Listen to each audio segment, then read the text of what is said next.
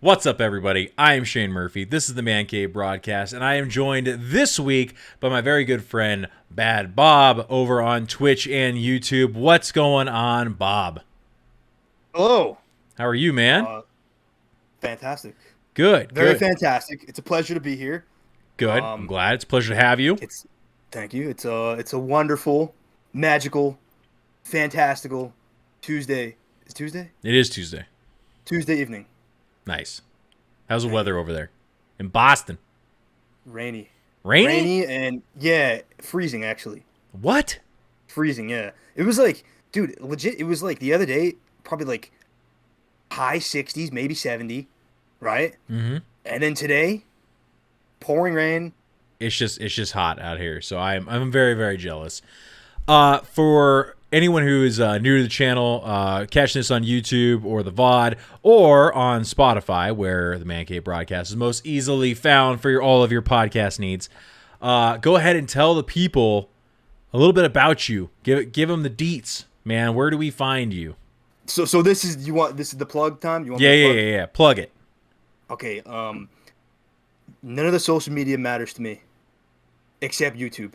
Okay. Okay, so if you guys enjoy funny gaming videos, uh, variety of games, check me out on youtube.com/badbob. Thank you. That's it. That's all I That's got. it. Well, first Oh, off, I hear uh-huh, Bad Bob, right? And uh-huh, I think BAD, uh-huh. right? You gotta give him the spelling, bro. Okay, my bad. Good call. I appreciate you. Baadbob. It's just Bad Bob, two A's instead of one. I like it. Simple, I like it. simple. For all of our YouTube viewers, here we go over on the screen for you. There is Bad Bob's channel, Oh my man, youtube.com/BAADBOB. thank you. You are welcome. Hey, what a plug right there, bro. You know, I try, man. Hey, what a It's plug. over What a 100 plug. episodes, man. I know what I'm doing. I appreciate that, man. Thank you. All right. That was nice. Thank you. Thank you. So, I've been playing with Bob quite a bit here lately with Minecraft. With have we played Warzone at all? I don't think we have. I know we've been doing a lot of Fortnite. Uh, We have not played yeah, Warzone. I don't think so. I don't think so. Yeah. So a lot of Fortnite and most recently Minecraft. Got quite a few videos out together. It's been a pleasure playing with you and creating content.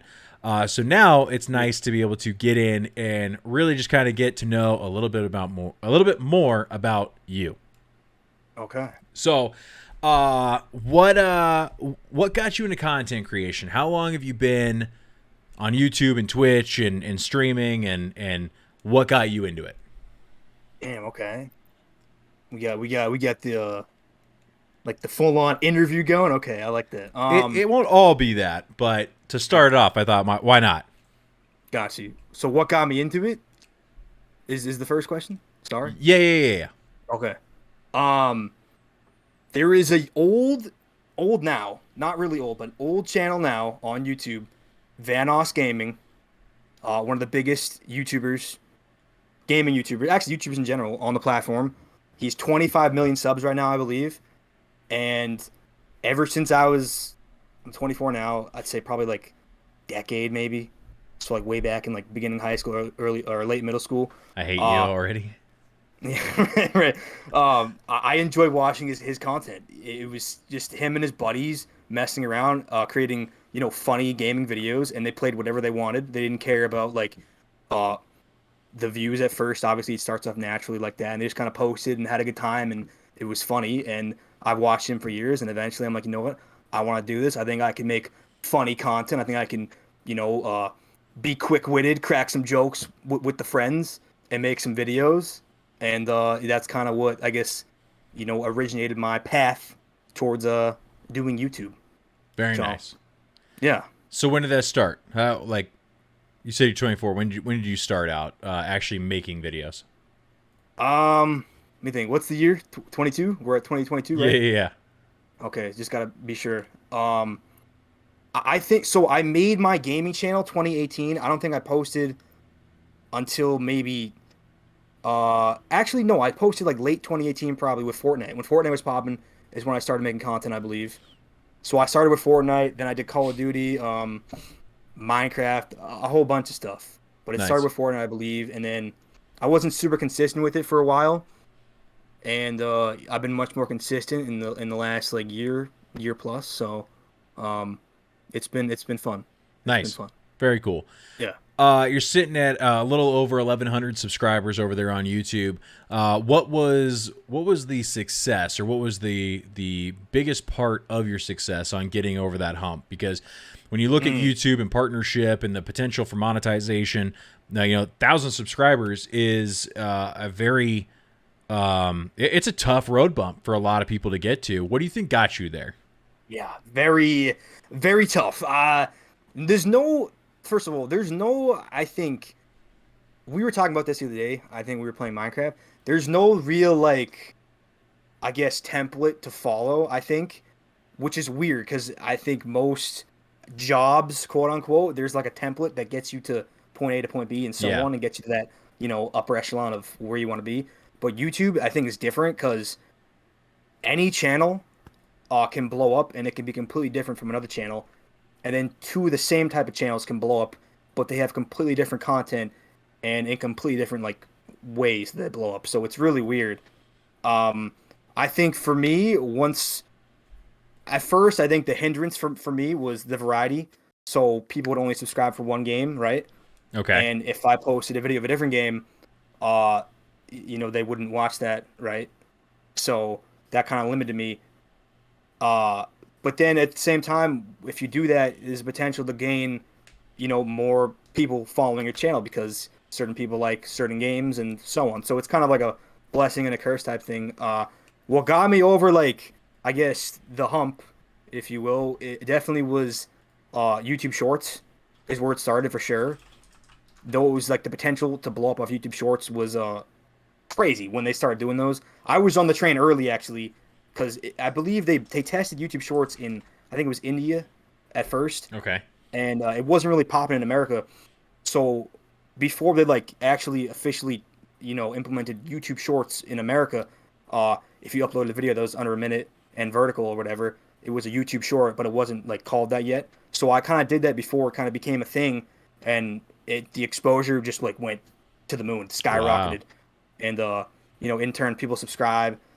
It hasn't been a super big turnaround in terms of them watching like longer form content on the channel, but it's been there a tiny bit. So I shorts definitely is what did it and got me to that next level, I would say, for sure. Very cool. So you had Yeah. you were an early adopter in the YouTube Shorts before it actually went live. You Yeah. saw a success from that. Have you seen like a continued success from that when you post up, or is it something that now that the market's getting a little bit more saturated, with TikTok, YouTube Shorts, Hover, and more people utilizing it, are you noticing that it's tougher? And what are you doing to stay on top? It's definitely saturated, that's for sure. Again, kind of like going back to the original, you know, point where anybody can blow up. It's weird. Shorts, like you think you have the formula down and like, what hashtags to use, when to post it, what to post.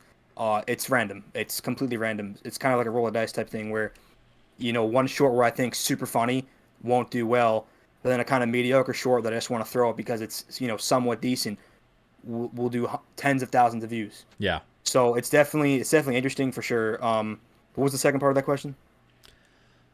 What are you doing to try to like maintain upward growth when dealing with that kind of Gotcha. exposure and that saturation? The saturation, right? I want to address that first. YouTube, believe it or not, is definitely not as saturated as Twitch in terms of live streaming. So I think that's one thing that in the future, YouTube gaming can definitely, reach the next level with that because their discoverability on YouTube is exponentially better than on Twitch, without a doubt. No offense, Twitch, if you're out there watching, I know you guys watch the Man Cave broadcast regularly. No offense, of course. YouTube is definitely on the come up with that for sure. As far as consistency, I think it's another thing where it's like these are kind of like cop out answers, but there's no, I guess it's case to case basis, kind of like most things in life. I think where some channels they upload once a month or once every month and a half, once every 6 months, once a year, and their videos do crazy, right? Mm-hmm. Some channels do once a week. So it's not really like, I guess, a certain, formula. It's not like a one-off thing where like this is the exact road to take to do this. I think it's just kind of case to case basis again. For me, I tried everything. Originally, I tried once a week, twice a week, so on. And now I'm kind of just doing like, I'll have free time. I edit, make a funny video, throw it up on my YouTube channel, and then move on to the next one. So it's kind of like I'm just kind of uploading whenever, and we'll see what happens. Nice. So, What's been your yeah. game of choice lately? Game of choice. Like if I said, Bob, you got 2 hours to go play something, what's the one that Yeah. you're instantly clicking? That dude, honestly, that's a hard question, and it wouldn't usually be a hard question for me. But I don't enjoy a lot of games at the moment. I won't. I'll save everybody from me going on a tirade about how bad multiplayer games are at the moment. Sure. They're bad. Yeah. I enjoy when me and you played Minecraft this last month or whatever it was. I very much enjoy that. I've been liking Elden Ring a lot. It's a super fun game, challenging. And Lego Star Wars, the new Lego Star Wars Yeah. is a blast. Very funny. It's a kid's game, but it's not a kid's game. and if you know, you know, that makes sense. Right. So those, I guess, the three at the moment. Nothing else really. Fortnite kind of. Okay. All right. But, yeah. What if I asked you just like what's your favorite game of all time? What's the one you're saying? Modern Warfare 2. Okay. Nice. Gotta be. I got days upon days in that game. Fortnite. I always flip flop between Fortnite and that game, but it's like a 1A 1B type thing. Probably Fortnite second though, just because of how fun that game was. That Right. was the prime of Call of Duty, easily, and it slowly went downhill. So So are you excited Yeah. for the Modern Warfare 2 that they're going to be bringing out? I know they don't have any samples or anything. No, we're just not excited. no. What about I mean- go ahead. Go ahead. No, you go. What about Yeah, Warzone 2? No. Really? No. I mean, so the Modern Warfare 2019 I very much enjoyed. It was cool. I thought the movement was fantastic. A lot of people didn't like it. I enjoyed it. It was refreshing to be in, non 2020 whenever it came out lobbies. And it was like old school Call of Duty. It felt like, Okay. which is not a good thing because times have changed, obviously. But it was refreshing to me because the last couple Call of Duties before that were very stale. As far as Warzone, I don't like that game anymore. It's very bland. Yeah. And the second one, they can just keep it. They can, pack it up, go back to the drawing board, get rid of everything they have, and just make a new game. Well, Something supposedly that's what they want to do, right? Like my understanding for Warzone was it was an offshoot idea, right? Like Warzone was Yeah. not the planned game for Modern Warfare 2019, right? So Yeah, I think right. that they had seen the success of Battle Royales. So you had Fortnite, you had PUBG, you had H1Z1. And there was this decision like, okay, well, let's go ahead and try it. Let's see what happens. They had Blackout originally for Call of Duty, and it had success. Yeah. So, okay, we'll try it on a bigger scale. But they didn't expect it to actually do numbers like it did. And then COVID hit. Everybody went down, and Warzone literally had the greatest thing ever happen to it, which was it came out like 3 days before people went into lockdown. Right. And all of a And the sudden, timing was perfect. yeah. So you had the rise of Twitch again with streamers streaming it like crazy. It's pulling Yeah. millions of views every day. And then they were just like, oh, okay, well, we had this thing that we kind of pieced together and didn't expect it to be good or big. Now we got to keep Right. running with it. And they realized that they had built the entire system on, rubber bands and gum holding it together. And then they bring in when they released Cold War and then Vanguard, they kept trying to implement more stuff into it, and that's why it kept breaking. And that's why with Warzone 2, they realized like this system makes them like an average of $14 million a day before they lost 50 million players over the last 6 months. And they have a cash cow. So obviously, with going back to the drawing board on Warzone 2, like you said, I think that it's fully dedicated, right? There's 5 or 6 teams that are just working on Warzone 2. They're not worried about Modern Warfare 2 2022. They're Right. dealing with just Warzone. So Yeah. my hope is that they're building something that will last. It will have a better result than what the thrown together afterthought of a game ended up being. Right. I mean, I am optimistic about pretty much everything in life. I play Call of Duty for since I was a kid, dude. Yeah, Like 15 years probably, which is kind of crazy. You probably play longer, but probably. you know what I mean? So like I've got to the point where like I just don't I've just evolved where I just don't want to have to play a game that's like a BR where you have to sweat and try super hard. I get that skill base is in the game, but if you do good enough to where they put you in lobbies that are more difficult, it just doesn't make it fun anymore, in my opinion. Right. And saying that out loud makes me realize I'm getting old. So yeah, Well, I mean, you still have I don't 10 know. year to go before you hit where I'm at. So, whatever. No, we're both still young for sure. Yeah, yeah, yeah. But I try. but but I don't know. I if it's fun, then I hope it's good. I hope it's good. Is all I'm saying. I just Call of Duty is just kind of in the past for me at least. It's like an old friend, you know. It was fun hanging out with you back in like high school, but it's time to move on. Yeah. Respectfully, I wish you the best. But Nice. you know what I mean. So I don't know. That's just Nice. me. So the flag's behind you, right? I see One Piece, Yes. I see Naruto, I see Star Wars, everything back there. Yes. What's your preferred medium? Is it movies? Is it TV? Is it anime? What do you prefer? Oh man, this is a great question. Great question. I don't know. Okay. I went through like different phases. I used to watch a bunch of TV shows, then I kind of stopped that. Moved on to movies for sure. Uh, Anime became a big part of my life. Mm-hmm. So it's kind of like sprinkled out in different eras of, I guess, my career on Earth where I like certain things. I'd say at the moment I kind of don't really watch anything too much. This show has 1,000 episodes, so I try to Right. watch that when I can, but I don't know if I'll ever catch up. I'm on like 700 something, Oh my so gosh.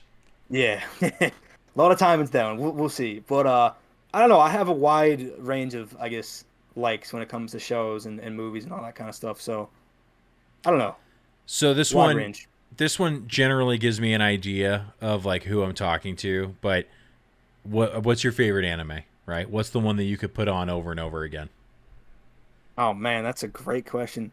I mean, Okay, I have a you're wearing couple. a Dragon Ball Z hat. I mean, Yeah. So I got a couple different answers. I'd say favorite all time, just simply for the nostalgia, is got to be Dragon Ball Z. Just for okay, the nostalgia purposes, I think I don't think it's the best show ever though. That's the thing. It's definitely more like uh let's go fight. Two macho guys, let's fight. That's kind of the whole show. A lot of screaming, not a ton of plot, a little bit of character development, but it's just incredible to watch. It's just awesome. Like who doesn't want to see two people just like shooting energy blasts at each other right, shirtless? It's the best. But it's not the best all time. That's probably my favorite just for nostalgia purposes. I do love One Piece. I think that's probably one of the best shows ever. Probably the best anime ever you can watch. Demon Slayer is a newer one, but it's definitely up there. That's some of the most like visually stunning animation you'll ever see. If you like cartoons and you haven't given anime a shot, watch Demon Slayer. It's a great intro to anime. Yeah, probably those, man. Dragon Ball Z, Demon Slayer, One Piece, all fantastic. Actually, every show from this flag right here is yeah, fantastic, I would say. very cool, nice. Um, there's a movie coming out next month, and I can't think of it. The Marvel movies, right? You have the Ah, MCU and yes. everything. We finally are getting some movement here with Doctor Strange and the Multiverse of Madness coming next month. What are your Yes. thoughts? Are you excited? I am. Doctor Strange, in my opinion, when the first one came out, he was kind of lame, respectfully. I know he does a lot of good stuff for the community. I just I wasn't a fan of his movie too much. Okay. Um, Which is I, I'm gonna be honest, that's like one of the first times I've heard that. Most people yeah, are more on the line of like, wow, visually it was awesome. I loved it. It was so different. But you were not on yeah. that boat. I didn't. I just like. So I have a thing where like if it's not like a main superhero, like I never knew who Doctor Strange was. You know what I mean? As a kid, I'm like, yeah, I love Spider Man. I like Batman. I like all these other guys. He was never like a main superhero, right? Or am I wrong on that? Or was I just Doctor kind of in the dark Strange? about that? I mean, Yeah. he was, but it's like most of us don't remember him. Like you said, kind of like an auxiliary character. He's always been Right. very strong, but he's not Okay. like one of the ones that people really remember. I remember when they first announced they were coming out with Doctor Strange, there was a lot of like, okay, maybe, Yeah. you know, but Yeah. That's kind of same with like Scarlet Witch. right. Right. Right. It's a character similar to that where it's like I don't know this character too well, and like I just don't really care enough, to like I watch it obviously, but it's kind of like a thing where if you're watching a TV show and they have a side character that's been in like two episodes maybe, and they kill off the side character, it's like I didn't have enough time to care about this character to kind of like feel a certain way about them. You know what I Hmm. mean? So Doctor Strange to me at first was kind of like he's just some random dude with a good gray hair on the sides who can do some powers and stuff, Right. and he was a doctor, and that Yeah. was it essentially. All right. Uh, but with that being said, he's grown on me. The portal scene, spoiler, spoiler, spoiler. The portal scene in Endgame when he comes back, that was incredible. Yeah. Uh, and then of course the new Spider-Man. I don't know if everyone's seen that, so I won't say too much on that. But incredible, I incredible. So I am excited for sure. Good. I would agree. Have you Yeah, watched Marvel's What If on Disney Plus? I have not. I heard it was very good though. Very, very good. And I highly recommend to you and anyone watching or listening over on Spotify, where our podcast is located, uh, make sure to watch What If beforehand. It's like Okay. 6 or 8 episodes, but there are several episodes that feel like they will tie in very, very closely with this movie. Okay. And Interesting. it was a good show. Honestly, it was a very good show. But How yeah, long are the episodes? have like half an hour. Okay, that's not bad. That's not bad at all. Yeah. Okay. So All right, I'm gonna check it out then. I'm gonna check it out. nice. Wait, can I ask you? Can I ask you a question? Yeah, go for it. Favorite MCU movie out of all of them? I mean, Infinity War was one of the coolest things I've ever seen in my life. Yeah, To very be good. so to be involved with 19 movies before that one came out, and Right. then watch that movie and see everyone coming together, was just like just this geek out moment for me. A Yeah. lot of excitement there, right? But I still it when it comes to like movie cinema moments, I would have to say that being in that movie theater in Infinity War and getting to the end and knowing there's a second movie coming, right? Yeah, And yeah, still yeah. seeing this battle happening and the Avengers, moving forward and getting through, through these bad guys and looking like it's going to work. And at Right. the very end, he Yeah. snaps. Yeah. They've been talking about snap the whole movie, and then he Right. actually Right. does it. And I remember like hearing the when people Yeah. realize Right. like what happened, that he did it, Yeah. and then everyone's just kind of like, okay, well we're fine, he's gone, and then people start getting dusted, and Yeah, just man. you hear the air being taken out of this place, and then most importantly, the last line I think was like, did we just lose? And then nothing Right. else is said, and the movie ends. Yeah. You see Thanos, looking out at the sunset. I just bit my tongue. You good? Yeah, but you see Thanos looking at the sunset, and then the credits roll, and I've never heard a theater more quiet. Right. Right. Yeah. Like it It's was, crazy. yeah. Never in these movies have I ever seen that, especially in the MCU. Right. And nobody talked. Nobody said a thing. It was a funeral Right. procession out of that movie theater. And so Right. I'd have to say that as far as those movies go, I can always go back and watch it, and I will always Yeah. remember when I saw it. Yeah, it's definitely up there for me too. It's funny. The first thing when you said that, I kind of thought like it's kind of the same thing.